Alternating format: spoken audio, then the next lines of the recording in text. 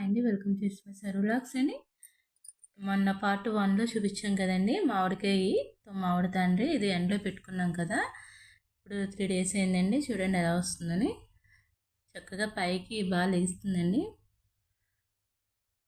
అది చూడండి ఎలా లేస్తుందని. మీకు పార్ట్ 1 కావాలితే మా ఛానల్లో ఉంది, చూడండి. చాలా ఈజీగా అవుతుంది ప్రాసెస్, చాలా చక్కగా వస్తుందండి. పిల్లలు ఇంటి దగ్గర ఉన్నారు కాబట్టి మనం చేసుకుని పెడితే బాగా ఇష్టంగా తింటారు. బయట కన్నా ఇంట్లో చేసుకున్నదే మంచిది కదా.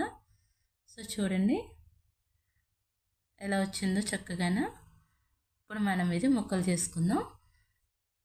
చాలా చాలా టేస్టీగా వచ్చిందండి. మీకు ట్రై చేసి చూడండి. పార్ట్ 1 మా ఛానల్లో ఉంది.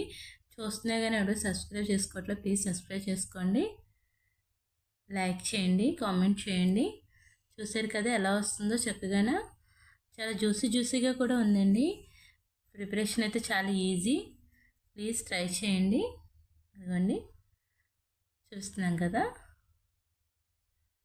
అదిగోండి మామిడికాయ.